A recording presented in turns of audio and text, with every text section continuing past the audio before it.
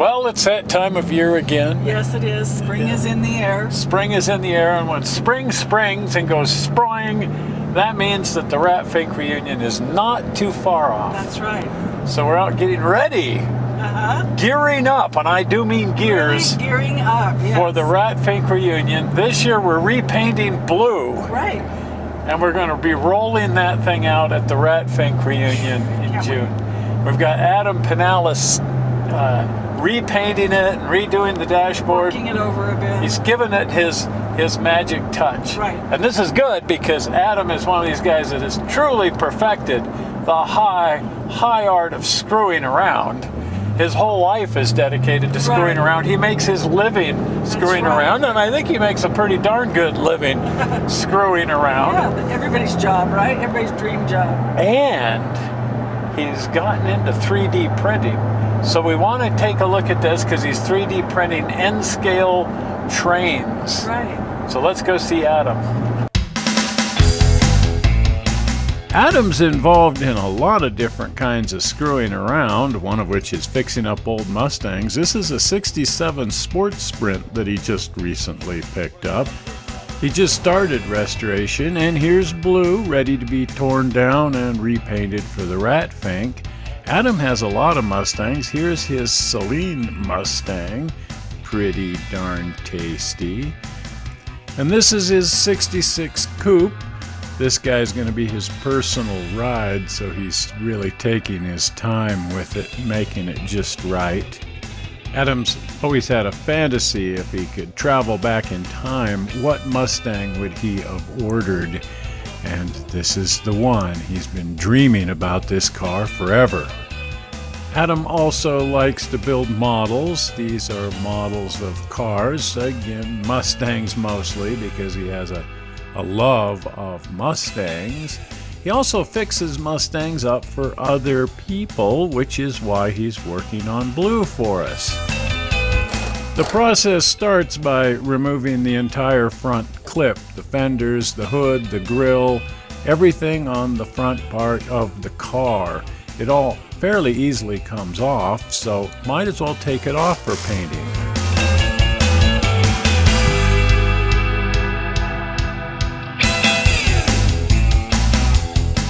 Now, while fixing up old Mustangs is a true passion for Adam, I would say his larger passion is modeling trains in N-scale, 160th scale. Adam is modeling the Rio Grande in 1953, and what that means is there's a lot of stuff he can't get, so he's taken to 3D printing it. For a long time, I didn't think I was going to be able to model some of the things I wanted to model because of my OCD and my demand for perfection. Some of these models here were scratch-built, kit-bashed into prototype Rio Grande steam locomotive prototypes that are close enough. And at one time, they weren't good enough for me. But over time, I've gotten to realize that I'm either going to go insane trying to build these, or I just got to settle for close enough. Well, 3D printing came along, and now I can get something even closer than close enough. I just have to figure out how to build mechanisms for the things that I can print. Hopefully one day I can start printing mechanisms and then just installing motors and stuff, but we haven't got to that point yet. So now I'm just using pre-manufactured and commercially available mechanisms from Bachmann and Kato that I can modify to accept some of these printed boilers and stuff. Okay, so in last week's brilliant show, you saw us printing a 3D speaker baffle for a K27 locomotive on a home printer. These are printed on commercially available printers. No, they're not cheap, and no, you're not likely to put one in your house. But look at the quality of detail, and you can simply upload your models to a website, and they will print them for you and ship them to you. It's amazing. And the quality, oh my gosh, look at the detail on these little N-scale trains. And advances are being made every single day. Every time we turn around, these models are better. Shapeways sent me an email saying that they just brought out new material, this high definition acrylate, which is supposedly supposed to be able to, it prints the same and will have print lines, but they say, of course it has print lines, it prints, but you don't see it. So that should eliminate a lot of the visual cues that it has been printed. I'm pretty excited for it, and hopefully everybody else is too, because it's not available to people that buy products. It's only available to people right now that sell products. So I can get it. If somebody wanted one of my cabooses, they'd have to go through me as of now until it's tested. I believe that's how it works. I'm still pretty new to Shapeways. Yes, you heard right. Adam sells these through Shapeways. It's called having a Shapeways store, and I will put a link to his Shapeways store on the Guys Hobby Shop website. Just go to the channel page. That'll give you a link to Guys Hobby Shop, and from there's a link to Adam's store. This is a caboose that he just brought out. Again, it's Denver and Rio Grande 1953 era. Now here again, if you send your models into a professional printing company, they're going to be able to do things for you that you're not going to be able to do on your home printer, unless of course you want to drop 7 figures on your home printer. You simply make your own geometries, or you can even get somebody else to do that modeling for you and then upload it to the site and have it printed. Just happened to find a guy in, I believe, he's in Spain somewhere, I believe. I'm completely wrong. Like he's far from here. But I met him on the internet, and he ended up wherever he lives. He doesn't make enough money as a civil engineer to survive. So he's ended up, I guess, selling himself out to draw models for people. And I found him on Facebook, and we've been in contact, and I've been sending a lot of prototype information to him, and he's been drawing these things for me and sending the files back. Nice is I own the files and have been able to upload them through to Shapeways. It's kind of a cool deal, because most people that draw these things will upload them to their own Shapeways store, and you one, pay for the drawing, and then two, that then have to buy models from him. Fortunately, I've worked out an agreement with him that I can be able to buy the file directly from him, and then therefore I own the file. Very, very happy about that. Adam's most recent project is attempting to build stainless steel passenger cars for the Rio Grande's Prospector train, and Shapeways is going to attempt to print these out of actual stainless steel. I think we're going to have to follow up on that. Now, Adam doesn't yet have a layout. He's just been building the motive power and rolling stock for the Rio Grande in 1953. And when I say the Rio Grande in 1953, I mean the whole Rio Grande in 1953, the entire roster. He currently has every diesel locomotive. He's working on the steam locomotives, and he has about 500 pieces of rolling stock, looking to get about another 1,000 of those.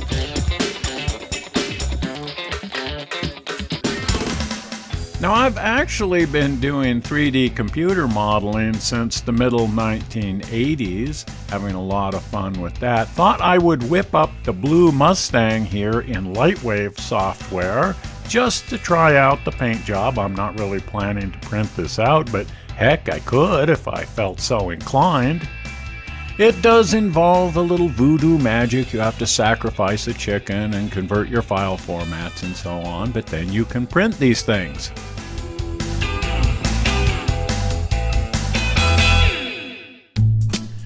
Now, another piece of just excellent screwing around that both Karen and myself have been doing for just about ever is making human figures.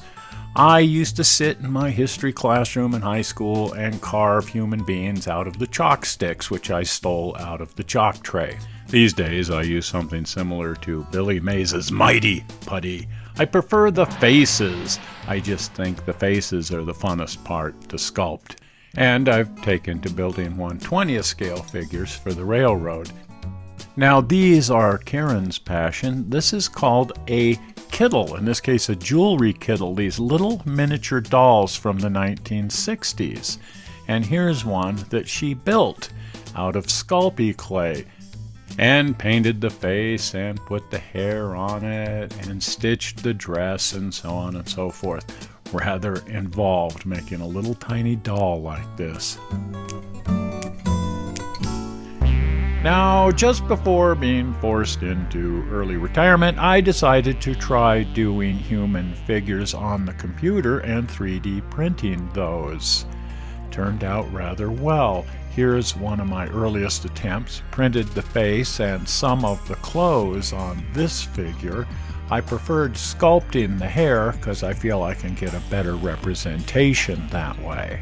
And I want to use color printing for the faces on future models. This way you can put photographs of real people's faces onto the characters. And here's a conductor that I was working on back then. Haven't yet printed him.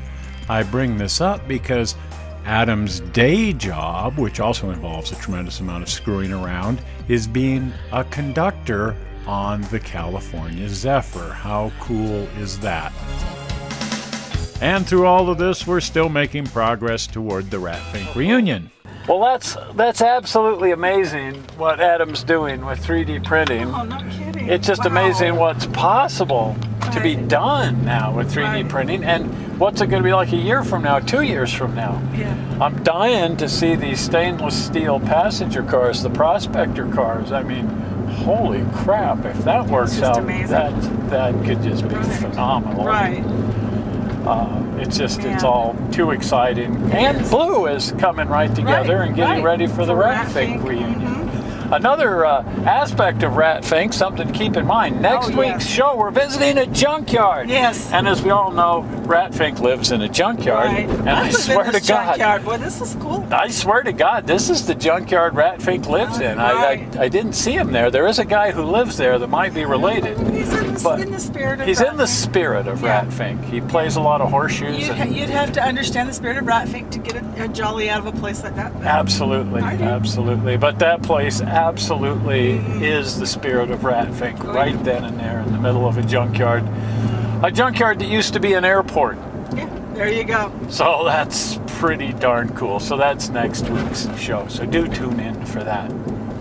Well, if you haven't been to the channel, that's hard to explain because it's so easy to get there. When the blue button pops in over here, you can just click on it. There you go. Yeah. You can also click on the little rocket ship. You can do that at any time, and that'll take you to the channel. But the blue button, which hasn't popped in just yet, will also take you to the channel. But the blue button, if you're not a subscriber, and I don't know why you wouldn't want to be a subscriber because that's the coolest thing you can do.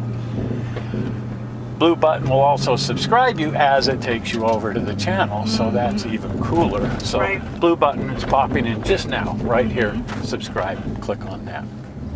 Well, we're not sure how you found this video on the internet. We hope you didn't find it boring. And we will see you here again in 1 week with the Junkyard Show, and you definitely don't want to miss this one. No way. No way. No way. We'll see you next week. Bye-bye. Bye.